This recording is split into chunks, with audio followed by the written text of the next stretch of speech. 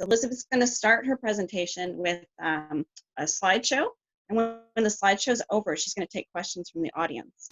How we're going to do this is everyone's going to stay muted, and we're going to use the chat feature. So if you look along the bottom of your screen, if you're not familiar with Zoom, it should say either the word chat or have 3 little dots. For some people, it's at the top of their screen. So if you're not seeing it at the bottom, check the top.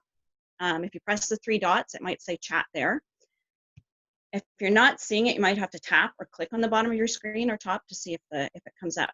And when you press on chat, it's going to let you type in your questions, and that'll come to me, and I'll read them out to Elizabeth at the end. Other than that, if you're not familiar with Zoom and you want to play around with some of the features, if something's blocking your view of her presentation, for example, pictures of the audience or whatever, feel free to sort of drag them around or click on them and drag them and maybe move them out of the way. Don't be afraid to try some different things.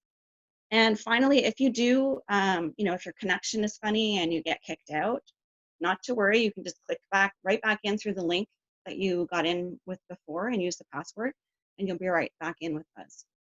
All right, so I think that's the housekeeping, and I'm now going to pass it over to Elizabeth. Okay, thank you, Karen. So as Karen said, I'm going to start with a slideshow, and I'm going to show you some of my work and how it relates to homesteading and the lifestyle that I live here.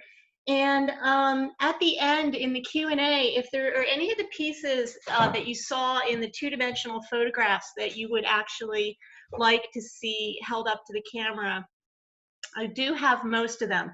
Or if you have any questions about the process I may have used on finishing or constructing any of the functional pieces, by all means ask me about those too, and I'll be able to show them. Okay. So one of the questions I wanted to answer today was why making matters. And making has become really a huge part of my life, and I sort of incorporate homesteading into it. I think that making grounds us to ourselves. It helps us to discover who we are. When we're making, we kind of discover what we like, what we don't like, what our preferences are, what our style is. And making also puts us into a brain state that's been studied quite a bit with knitters and other makers, weavers, where we kind of get into a flow. And I think it's in that flow where we really have an opportunity to discover who we are. So that's one thing. I think it grounds us to ourselves.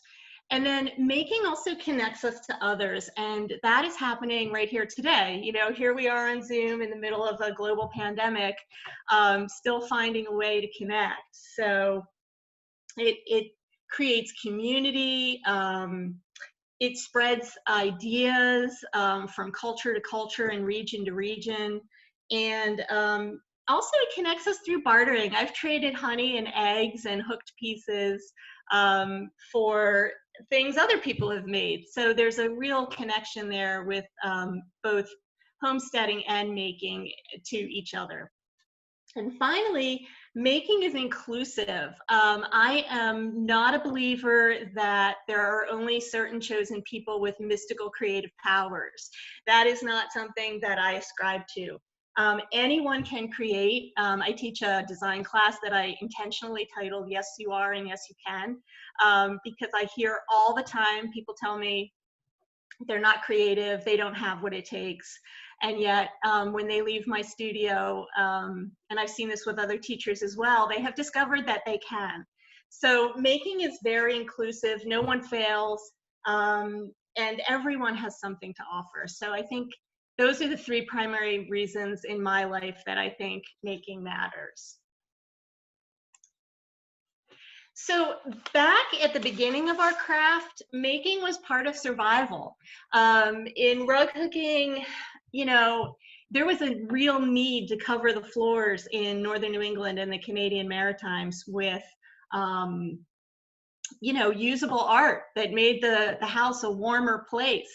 So they were using what they had. They had old clothing to strip up, they had burlap sacks, and they made functional art out of those things. And it was an adaptive process.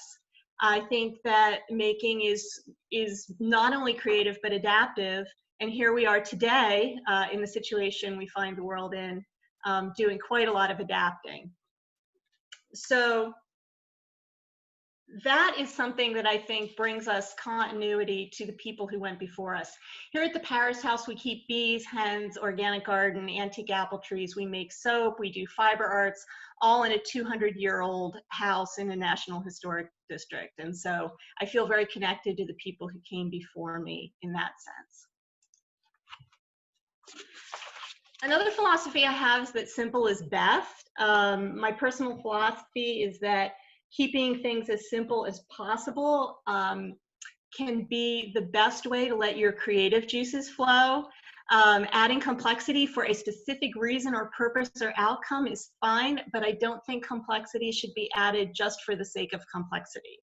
Additionally, rules. When I first started in this craft, I was much more rule bound than I am now. And I think they're a great jumping off point, but I don't think that they are necessary to adhere to, especially when your making evolves into art. Most of the artists that I admire most in fiber art flout the rules on a regular basis.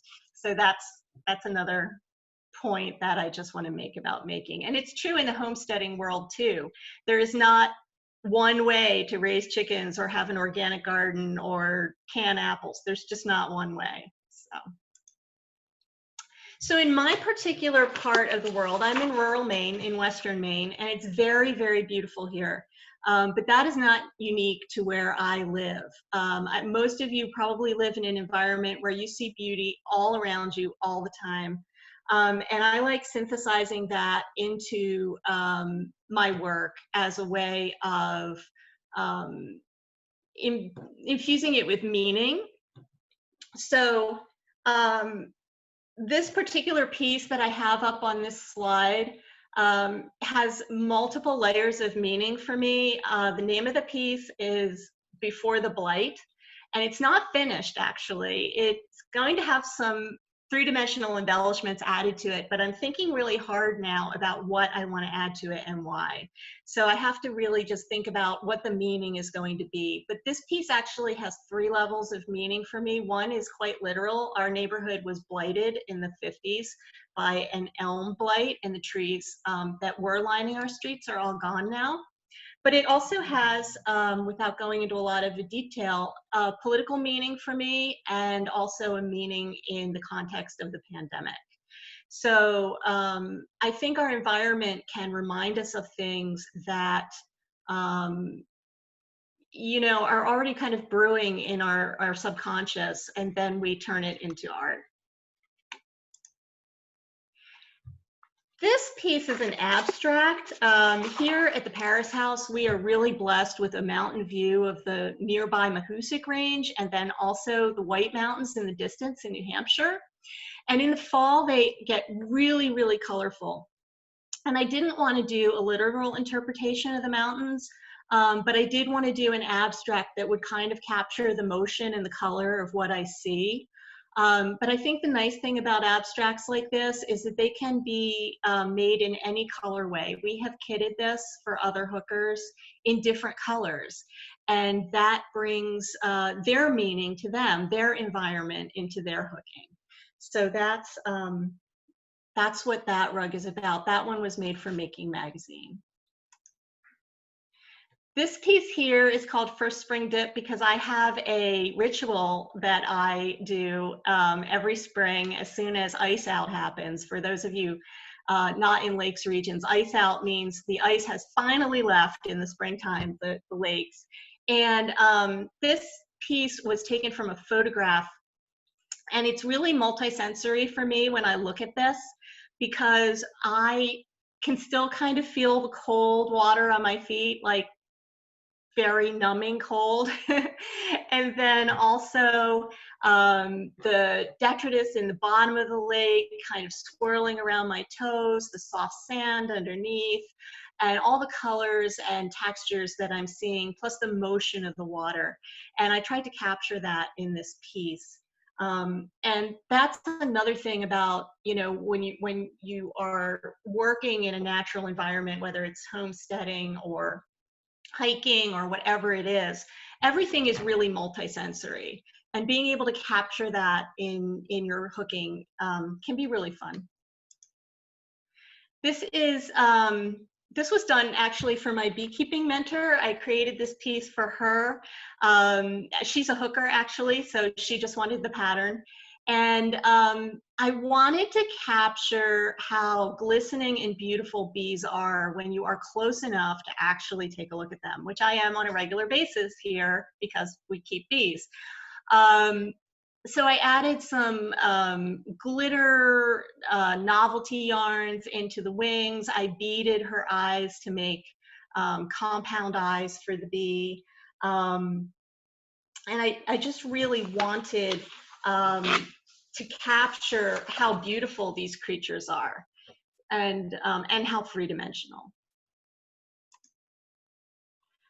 This is a cedar waxwing, which is one of my favorite birds, and I see it here not as often as I see our cardinals and chickadees.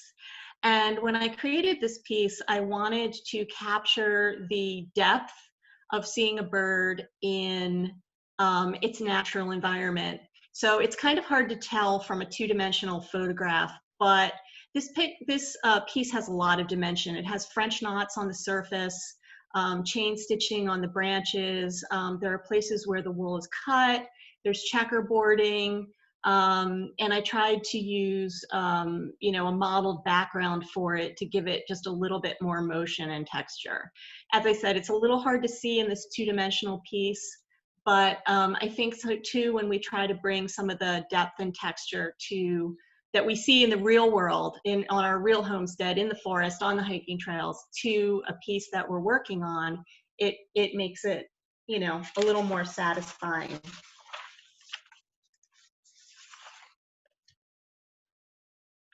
And then these are some floral geometrics. I also made these for Making Magazine. And this is where I think it's fun to get, you know, math and nature in the same room when you're creating a design. I played with hand-dyed swatch sets to create the different colors on these. And I also made them really functional. So the way these are finished, they have a waterproof layer on the interior so that when you're using them and your glass is sweating in the summertime, it really is a functional coaster and it really will keep the water off. There's a Nosew bonding and trimming method I use for that, and you guys are welcome to ask me about it at the end. But these were also made for Making Magazine. The task was to create something floral, but not to create something literally floral, but to create instead like a geometric pattern that would be appropriate for their theme for that particular issue.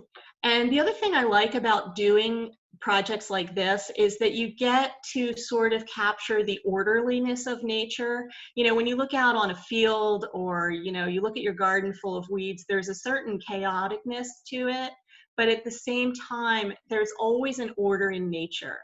If you get close to a flower, you'll see the symmetry.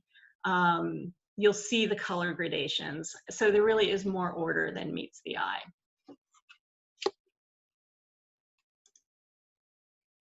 So this is the book that I will preview a little bit for you. This is called Seasons at the Parris House, Heritage Skills for Contemporary Life. And this book was due to be published in June of this year. But COVID-19 changed all of that. And here we are. It's going to be published hopefully in the spring of 2021. This book came about because I wanted to help people who are possibly in the same place that I was in 2000 when I moved to Maine. When I moved to Maine, I moved here with my 4 young sons and my husband from a very sort of urban, suburban New Jersey environment. And as soon as I arrived here, I had people on my doorstep with beautiful, handmade, hand-canned homegrown things. People were bringing me eggs fresh from their chickens. They were bringing me jars of applesauce. They were bringing me, you know, little handmade applique things as housewarming gifts. My neighbor next door, her mother had made, her grandmother actually, had made most of the hooked and braided rugs in the home. And I was just really overwhelmed by this because coming from a sort of professional office life in suburban New Jersey, I knew nothing, absolutely nothing about any of this. And so over the past 20 years, I've learned a lot of heritage skills and sort of integrated them into a homesteading fiber art life. And I wanted to write a book that would take people by the hand, but not insult their intelligence, and start with very real projects, but projects that were doable for people new to all of this. So the book is broken down into 4 different sections, and they correspond to the seasons as we experience them here in Maine, and as many people experience them around the world.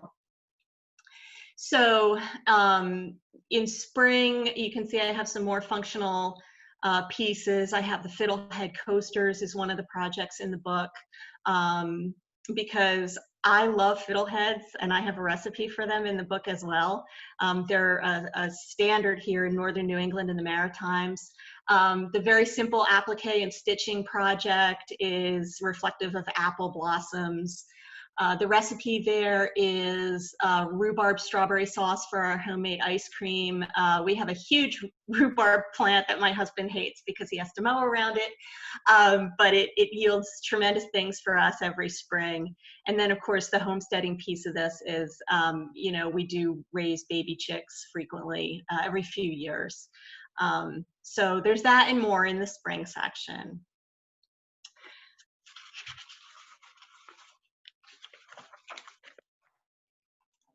So summer, in the summer section, my favorite project in the book is in the summer section, and it is that farmer's market tote bag. If anyone wants to see that bag or how it's constructed or get some more information on it at the end, I do have that and can show it. But I really wanted it to be an homage to not only the sunflowers that we have in our garden every summer, and also to the burlap sacks that are part of our heritage. Now that's linen, but I chose not to hook the linen. I hooked just the element and left the linen blank because I wanted it to look like a burlap bag that someone might have used in the past. The interior of that is made with like a really funky quilting cotton that's oranges, pinks, and yellows. And then the other picture shows a turmeric dye. That is a fugitive dye, but I really wanted to play with a natural dye for the book, and turmeric is such an easy natural dye for people to use that I thought it would be a great starting point for people getting into natural dyes. And then we also do discuss traditional acid dyeing, chemical dyeing in the book as well. The recipe in the far corner is a frittata that is made from all of our garden vegetables. And then the other picture is just some scrubby soap that we have a recipe for. When you're living seasonally, you kind of make things with what you have and what you need, which brings me to fall, which is the harvest. So in the fall, when I've harvested everything, I may have some things that worked better than others in the garden. I might have more of one thing than another. I may have something that didn't turn out at all. So one of the first questions I ask myself during the harvest is, what have I got on hand? And I follow that question with, what do I need in the house? And often that drives what I'm making or doing in the fall at harvest time. So you can see that we harvest our honey usually in the fall. We don't harvest it twice a year because we have a very small apiary, and we want to make sure that our bees have enough for the winter and that we've saved enough for them for the winter. So we only take off the excess in the fall and leave the rest. But the soup that's pictured there was a recipe from a year that we had just a bonanza of winter squash, and we had honey, and it made a beautiful squash pumpkin soup. There's a needle felting project in the book. And then in the other corner, I don't know about you guys, but my hands and my skin get really reptilian in the fall and winter. And so we make our own hand creams and salves and things like that here as well. And then winter is really kind of a hunkering down and nesting time, at least here in Maine. I know some of you are from other parts of the world, and this may or may not be true, but here in Maine, it's a real hunkering down time. And that's why I chose a larger project for the winter section. I made the rug that you see there in the corner photo as an homage to our hit or miss tradition in rug hooking. And it's not a true hit or miss because I have incorporated forest and natural elements into the design. And I did color plan it, obviously. I didn't just pull my strips out of the bag like you're supposed to with a true hit or miss. But I wanted to pay tribute to that heritage because that heritage early in rug hooking has given us some of our most beautiful traditional geometric designs, both here in New England and the Maritimes and beyond. And I just wanted to expose my readers who might be beginner hookers to that tradition right out of the gate, because I think it's also easy for them to do and easy for them to get confident with. And that's a bigger rug. That one's about 18 by 24, I think. And then the other project you see down there is a garland. Again, you know, what do you have in winter? What have you got left in the house? That garland was made with wool scraps and also linen scraps. Some of the trees are actually appliqued linen. So I find that I always have a lot of linen, and in the winter I'm not putting it in the bee smoker. I do use the linen scraps for the bee smoker. I'm not doing that in the winter time. And so I start making things with it. The other recipe is just a pumpkin bread. You know, I freeze my pumpkin, I keep the seeds from the pumpkins roasted in jars, and I make recipes out of them all winter, just the way you would with your stash and your scraps, make hit or miss.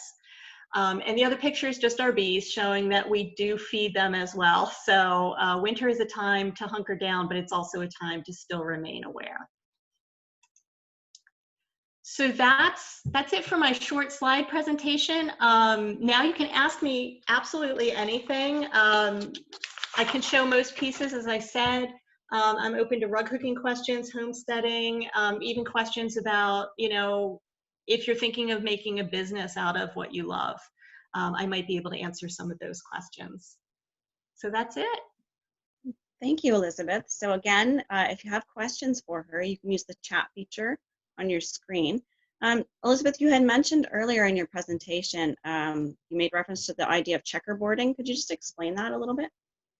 Yeah, so when I do checkerboarding, or sometimes I've seen it called beading, what I do is I have two wool strips, or you could do it, I mean, I'm sure you could do it with yarn too.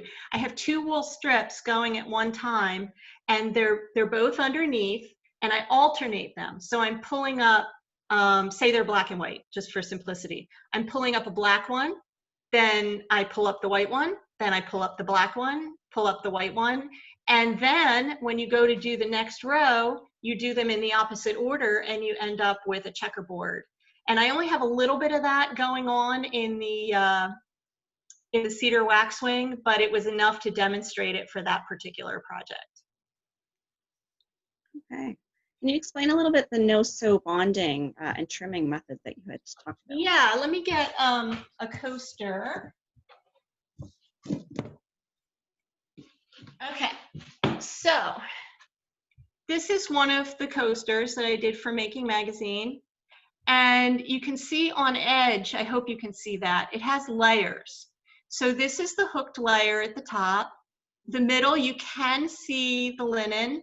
Some people like to cover that with like a Sharpie or something. I like the natural look of the linen. And then the back is just another piece of wool. And the way I do this is when it's finished, I run a bead of glue around the linen. It's still on the linen at this point. And then I take a material called Heat and Bond. It's just a plastic bonding material. You can probably get it under other brand names. And I cut this out to like a bigger subset, like a it'll have like a little square around it. I cut the heat and bond, iron that onto the back of the hooked piece, peel the little paper off, put my wool backing onto the back, iron that down, and then I very carefully, with very sharp shears, trim all the way around without clipping the loops. I actually have a blog post on how to do that on the website, and it was also the topic of the color issue of making magazine. It was in there. Any tips on how you get such beautiful photos like the ones you showed us from your book? So this is really kind of might be surprising. I had a nice Nikon 35 millimeter DSLR that died in the middle of my book project. And it was quite expensive, and I didn't want to buy another one. And I knew that a friend of mine, Lisa Steele from Fresh Eggs Daily, had done all of her books using much simpler cameras and sometimes even her cell phone. So I decided to give it a try. And a lot of the pictures that I took for my book were taken with my cell phone after the DSLR kicked the bucket. And what I will say though is that I do use a photo editing app called Photor, and that helps kind of clean them up a little bit and make them more vibrant or sharpen them up here and there. And of course, if you're a little more sophisticated, which I'm not that great with Photoshop, you can use Photoshop as well. But they had to be a certain quality and a certain size to be able to be used for the book. What made you and your family choose Maine to move to take up homesteading? Well, what happened was I grew up summering on Little Sebago Lake in Maine at my grandmother's 120-year-old cabin, complete with, at the beginning, outhouse and, you know, very rustic. And I fell in love with Maine. I just fell head over heels in love with Maine and wanted to move here from the time I was a very little girl. But as many of you know, the economy in Maine can be pretty to stumble on the National Historic District of Parris Hill, which our realtor showed us on a lark because we said we wanted a farm with 15 acres. And we got a village house with less than 2 acres. But we just fell in love with it, and that's how we started here. Which brings me to an important point that I make in the book. You don't need a farm, and you don't need a lot of land. In fact, all you really need is, if you're an apartment dweller, you need a deck with some flower pots, you know, to do container gardening. There's so much you can do without space, and I really want to make it clear that you don't need a farm or even a couple of acres to do any of this. We just have a few minutes left, Beth, but I have a few requests to see your sunflower market bag up close, the inside and the front. This is my favorite project in the book. I really do love this thing. So I did hook both sides. This is actually our evening sunflower pattern, which is available as a chair pad in the shop, but I used it for this. This is turmeric dye in the center, and then the rest of this is acid dyes. But I don't know if you can see, I did gusset the bottom, and all of these instructions are in the book. I gusseted the bottom. It was one piece of linen, and then I folded it up and stitched the one side, that is machine sewn. And then I also created in the bottom, this is just part of a cardboard bolt, and covered it with the fabric in the bottom. And this is the interior. This is kind of the groovy interior. I just had this material laying around and I really liked it. And I color planned the rest of the bag around actually this material. The sunflowers would have been different if I didn't have this groovy material. And then I got these buttons at our local yarn store, Fiber and Vine in Norway. And I made the handles out of binding tape because I really wanted to continue with the rug hooking theme. So I doubled it. It's double thick, and I put a matching machine stitch up the edges. And but I did hand sew, I don't know if you can see this, I did hand sew the top of the bag after I put the liner in. There's probably a fancier way to do that, but like I said in the beginning, I keep things really simple, so I just did a hand stitch on that. And is this bag solely, like, people have to wait for the book to come out to get the pattern for the bag?